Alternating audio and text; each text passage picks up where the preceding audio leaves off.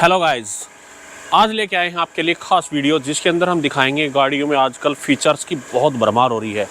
ज़बरदस्त फीचर के में आकर्षक होकर सभी देखते हैं भाई, हम बहुत ज़्यादा नए नए फीचर आ गए हैं और फीचर लोडेड गाड़ियाँ लेनी हर कोई पसंद करता है। लेकिन मैं जिस गाड़ी के पास खड़ा हूँ एक एक्सीडेंटल गाड़ी है और मैं इसके सामने इसलिए खड़ा हूँ ताकि आपको वो कुछ चीज़ें दिखाऊँ जो कई बार ज़्यादा फीचर्स भी आपके लिए नुकसानदेह और आपकी पॉकेट के लिए काफ़ी ज़्यादा महंगे पड़ते हैं। सबसे पहले आजकल की गाड़ियों में DRL, सभी गाड़ियों में DRL दी जाती हैं। ये इस टाइप से DRL है और इसमें सेंट्रल लाइट है वो भी DRL है, साइड की लाइटें भी DRL हैं और नीचे भी हमारी LED लाइटें दी गई हैं।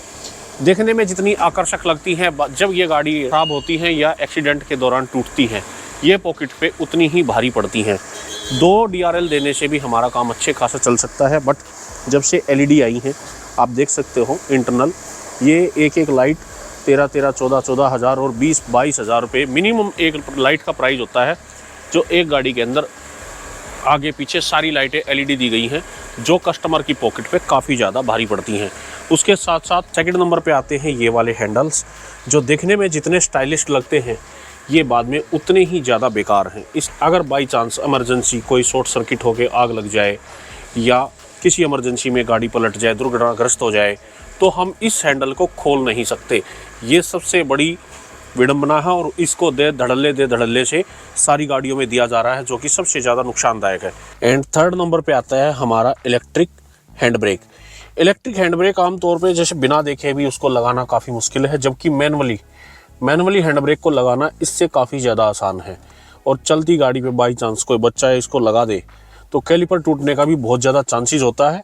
और मैनुअली हैंड ब्रेक हमारे को यूज़ करने में भी काफ़ी सालों से यूज़ कर रहे हैं, काफ़ी आसान है और उसमें हमारा मेंटेनेंस भी बहुत कम होता है। बाई चांस हैंड ब्रेक लगा के काफ़ी दूर तो घूमने चले गए हो, बैटरी अगर हमारी डेड है तो आपको जब तक बैटरी नहीं लगाओगे, जब तक आप इसको डिसएंगेज नहीं कर पाओगे, जबकि मैकेनिकल को हम आसानी से डिसएंगेज करेंगे और आगे पीछे गाड़ी को कर सकते हैं, जबकि इलेक्ट्रिक हैंड ब्रेक पे आप ये सारी चीज़ नहीं कर सकते।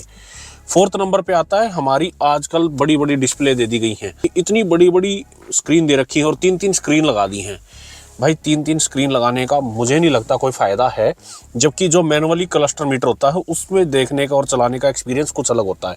हमारों को क्या देखनी है, स्पीड देखनी है, कितनी एक्सीलरेशन ले रही है, जबकि इतनी ज़्यादा स्क्रीन हमारा जो फ्रंट वाला ध्यान है उसको डाइवर्ट करती है और कहीं ना कहीं एक्सीडेंट का बहुत बड़ा कारण बनेगी। रीज़न उसका क्या है, सारे कंट्रोल्स हमारे टच स्क्रीन के अंदर दे दिए गए हैं, जबकि एक सिंपल सा है, नॉर्मल हमारे को ऐसी चलाना तो बटन को सीधा प्रेस करें और चल जाएगा, इतना पता है।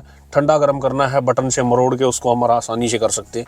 सारे फंक्शन डाल दिए गए हैं एक ही स्क्रीन के अंदर, जो कि उसको हमारे को अगर AC का करना है, उसका वेंटिलेशन सीटों पे करना है या उसको मुंह पे करना है, तो उसके लिए हमारे को पहले स्क्रीन में ढूंढना पड़ेगा और फिर जाके उसको यूज़ करना पड़ेगा। तो ऐसे बहुत सारे फंक्शन बेफालतू के डाल दिए गए हैं और जो सारे कस्टमर की पॉकेट से निकाल लिए जाते हैं। मैं हाईवे पे चल रहा हूँ, मुझे कोई चीज़ ढूंढनी है तो मुझे सारा ध्यान पहले रोड से हटा के सारा स्क्रीन में लगाना पड़ेगा, ये फंक्शन ढूंढो, ये ढूंढो, ये ढूंढो, जब तक गाड़ी हो जाए धड़ाम, ठुक जाए, पिट जाए। क्यों?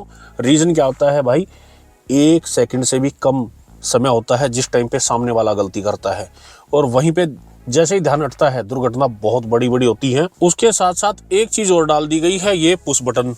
इसको देख के बड़ा क्रेज था लोगों में, भाई पुश बटन स्टार्ट ले लो, पुश बटन स्टार्ट ले लो। भाई ये पुश बटन जितना देखने में अट्रैक्टिव लग रहा है उतना ही बेकार है। रीज़न क्या है, हमने चाबी से स्टार्ट सेल्फ क्रैंक करना और बटन से करना, अरे हाथ तो दोनों में ही काम करना है, यूज़ तो उतना ही होना है भाई, उससे कोई फ़र्क नहीं है। जबकि फंक्शनल में अगर हमारे को रिपेयरिंग की तरफ जाएं तो हमारा जो चाबी वाला लॉक है उसको रिपेयर करना, पहली बात तो ख़राब नहीं होता बहुत जल्दी से, और ख़राब हो जाए तो उसको रिपेयर करना बहुत आसान है। पुश बटन इलेक्ट्रिक फॉल्ट होने के इसके अंदर बहुत ज़्यादा चांसेस है और इसके साथ साथ इसको रिपेयर कराना, इसका ECL ख़राब हो जाए तो काफ़ी ज़्यादा कॉस्टली और पॉकेट पे काफ़ी हैवी भारी पड़ता है वो। इसके साथ अगला नंबर आता है हमारे ऑटो रेन वाइपर का। भाई auto rain wiper, auto headlight, ये 2 फंक्शन ऐसे फालतू के फंक्शन दे दिए गए हैं।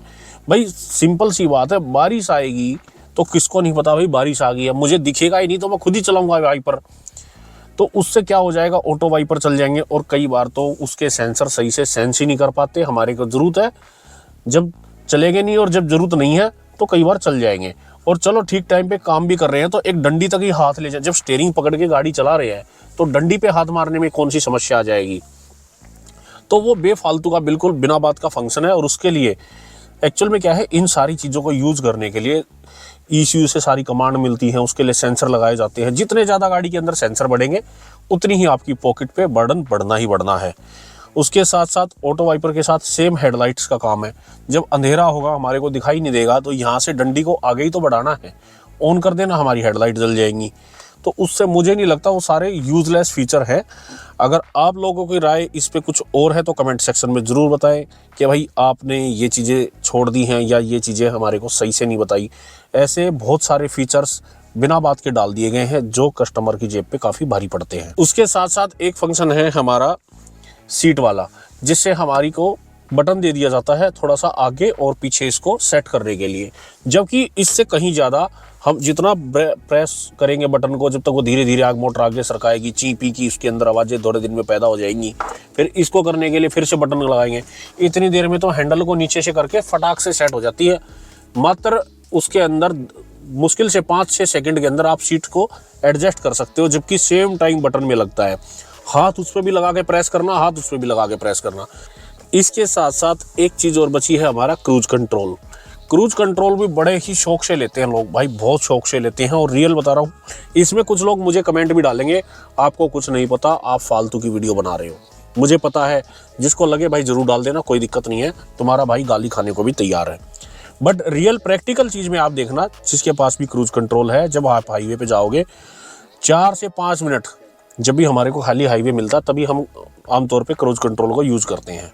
बट गाड़ी भी ऑटोमेटिक होगी, अब क्रूज कंट्रोल भी आपने लगा दिया तो भाई कुछ देर बाद दिमाग हो जाता है रिलैक्स होने के बाद। पर्सनली मेरे साथ 4 से 5 बार ये घटना हुई है और मैंने कईयों से इस चीज़ के बारे में बात करी। हो सकता है मेरा दिमाग ख़राब हो या मेरे साथ ही ऐसा हुआ हो, बट मैंने कईयों से ये चीज़ शेयर करी है। और हमारे पास भाई गाड़ियाँ ठीक कर रहे हैं, बहुत सारे केसेस आते हैं जो क्रूज कंट्रोल से और ऑटोमेटिक गाड़ी होने से थोड़ा सा रिलैक्स हो जाता है माइंड। और सब उसके दौरान जैसे ही अगला कोई गलती करता है या कोई जानवर रोड पे आता है, गाड़ी एक्सीडेंट होने के चांस 99.99% बढ़ जाते हैं। एक सबसे ज़बरदस्त फंक्शन तो आप लोगों ने देखा ही होगा, जिसके लिए लोग स्पेशल गाड़ी खरीदते हैं। पीछे की जो टेल गेट होता है उसको ऐसे पैर हिलाते हैं नीचे से और टेल गेट ओपन हो जाता है और बटन प्रेस करते हैं, टेल गेट नीचे क्लोज हो जाता है। लेकिन वो 5-6 साल के लिए तो बहुत अच्छा लगता है। जब कोई उसको सेकेंड हैंड गाड़ी खरीद लेता है और उसको रिपेयर कराता है तो वो मेरे भाई सारे मायापुरी खड़े मिलते हैं ज़्यादातर। रीज़न क्या है, उसके सोकर इतने महंगे महंगे सोकर हैं, कभी उसकी मोटर ख़राब है, कभी उसका मॉड्यूल ख़राब है, कभी वो सोकर बीच में डिग्गी भाई, बहुत ज़्यादा उसके अंदर ग्लिच कह लो या उसके अंदर रिपेयरिंग का बहुत ज़्यादा आपका कॉस्ट, जितने फंक्शन बढ़ेंगे उतनी गाड़ी की कॉस्ट आपकी बढ़ती चलेगी। जबकि नॉर्मल जितनी गाड़ियाँ हैं, ज़्यादा से ज़्यादा क्या होगा, सोकर ख़राब हो जाएंगे दूसरे डाल देंगे, टेल गेट ऊपर करेंगे तो वापसी नीचे आ जाएगा, हमारे सोकर ख़राब होंगे। वो बहुत ज़्यादा मतलब बहुत सस्ता होता है, बहुत रिलायबल होता है आपके लिए कि भाई आपकी पॉकेट में भारी ना पड़े। जबकि इस टाइप के टेल गेट जितने भी आप महंगी महंगी गाड़ियों में देख रहे होंगे, बाद में वो लंका लगा देते हैं भाई पॉकेट की। तो भाई मैं तो करूँगा इस चीज़ों से, पर्सनली मुझे तो इन चीज़ों से अवॉइड करता हूँ मैं, ऐसे फंक्शन वाली गाड़ी ना ले। बाकी जिसको पसंद है देखो वो लेगा, बट कंपनियां इन चीज़ों के बल पर ही आप लोगों से गाड़ियों के इतनी महंगी महंगी कॉस्ट हो चुकी है, और जो कि एक नॉर्मल आदमी की पॉकेट से बाहर निकलती जा रही है।